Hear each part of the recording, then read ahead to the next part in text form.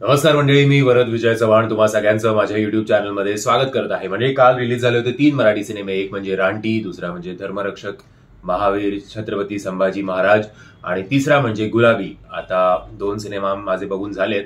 या व्हिडिओ नंतर लगेचच संभाजी महाराजांवर आधारित जो सिनेमा आहे त्याचा रिव्ह्यू तुमच्या समोर येईलच. आता येऊया रानटी या सिनेमावर. रानटी या सिनेमाचा ट्रेलर किंवा टीजर जेव्हा मी बघितला त्या रिव्ह्यू व्हिडिओमध्ये सुद्धा मी म्हटलं होतं की हा सिनेमा हार्डकोर ऍक्शन पॅक्ड आहे. मतलब एका अर्थी कौतुकच आहे की अशा जॉनरचा सिनेमा बऱ्याच काळानंतर मराठीमध्ये येतोय. बट हे ऍक्शन बघून फॅमिली ऑडियन्स हा सिनेमा किती बघायला जाईल याच्याबद्दल माझ्या मनात जरा शंका आहे. हा फक्त आणि फक्त बॉईजचा सिनेमा आहे आणि थोडंफार माझ्या म्हणण्यावर अजूनही मी ठाम आहे, कारण काल जेव्हा मी हा सिनेमा बघायला गेलो होतो तेव्हा अशी काही फारशी गर्दी नव्हती. आणि आज जे काही वातावरण आहे महाराष्ट्रातलं, तर आज लोक सिनेमा बघायला किती जातील की संध्याकाळपर्यंत टीव्हीज बघत बसतील याच्याबद्दल जरा डाऊटफुल आहे. सो शोज कॅन्सल होऊ नयेत एवढीच आशा. सो असो, रानटी या सिनेमावर येऊया. ही गोष्ट आहे एका जेट्टीची, एका डॉकची. पाताळपूर ज्याचं नाव आहे, आणि पाताळपूर या धक्क्यावर बोटीपेक्षा प्रेत जास्त तरंगत असतात किंवा त्या तिकडच्या हवेतच अशी स्मशानाची राख असते. असं ओव्हरऑल जो काही वातावरण, जे काही वातावरण आपल्या समोर या मेकर्सनी सेट करण्याचा प्रयत्न केलाय, जे नरेटिव्ह सेट करण्याचा प्रयत्न केलाय, त्याच्यात ते पूर्णपणे यशस्वी झालेत असं म्हणायला काही हरकत नाही. गोष्ट आहे सुडाची, रिव्हेंजची. बरं, हा रिव्हेंज फक्त माझ्या तुमच्या पुरता नाहीये. ही जी सुडाची फिलिंग आहे, जी रिव्हेंजची फिलिंग आहे, ती generation to generation pass on झालेली आहे. कशामुळे हे जर तुम्हाला जाणून घ्यायचं असेल तर तुम्हाला हा सिनेमा सिनेमागृहात जाऊन बघायला पाहिजे. गुड वर्सेस इव्हिलची ही गोष्ट आहे. गुड म्हणजे अर्थातच शरद केळकर आणि संतोष जुळेकर वर्सेस संजय नार्वेकर. आता असं काय झालंय या दोघांबरोबर की हे दोघं संजय नार्वेकरच्या जीवावर उठलेत? या प्रश्नाचं उत्तर तुम्हाला जर तुम्ही सिनेमागृहात जाऊन बघितला तरच मिळेल. प्लस हे दोघं, या दोघांमध्ये असं काय वाकडं की काय बोलतोय मी, प्लस या दोघांमध्ये असं काय होतं की हे दोघं सुद्धा एकमेकांपासून लांब होतात? या प्रश्नाचं उत्तर तुम्हाला सिनेमागृहात जाऊन बघायला मिळणार आहे. सिनेमा इंटरव्हल पर्यंत सुपर्ब वाटतो.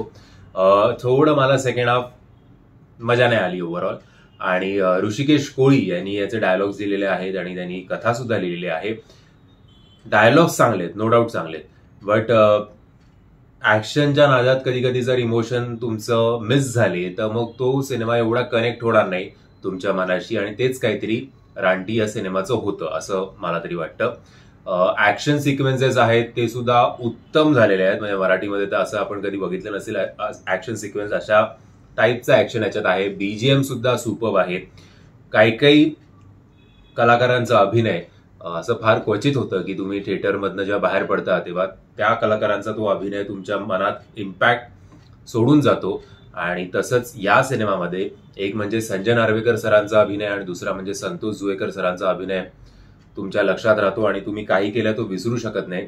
ज्या प्रकारे या दोघांनी स्वतःची बॉडी लँग्वेज ठेवली आहे, त्यांचे डायलॉग्स आहेत, ते उत्तम वाटतं. शरद केळकर सर स्वतःचा एक ऑरा घेऊन येतात, जे आपण मराठीमध्ये म्हणतो की अरे हा स्टार नाही वाटत आहे, तसं शरद केळकर सर वाटतं की हा स्टार माणूस आहे. बट अनफॉर्च्युनेटली जर तुम्ही सलार हा सिनेमा बघितला असेल, प्रभासचं कॅरेक्टर मोठं करण्यात वो आएगा, वो जब आता है, तब ये होता है, तब वो होता है, किंवा प्रभासच्या तोंडी पण असे डायलॉगबाजी जास्त आहे. तसं कुठेतरी शरद केळकर सरांना डायलॉग्सवर जास्त भर त्यांचा देण्यात आलाय. त्यामुळे ते त्या लेवलला, मतलब या दोघांच्या लेवलला पोहोचू शकले नाहीयेत.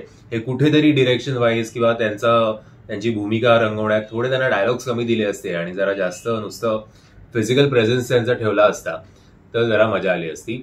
By the way, Prashanth Neel यांचा काय उग्रम, आय थिंक काय उगम, मला आता आठवत नाही, कन्नड सिनेमा आहे तो जर तुम्ही सिनेमा बघितला असेल तर तुम्हाला अधूनमधून त्याची आठवण येईल हा सिनेमा बघितल्यानंतर.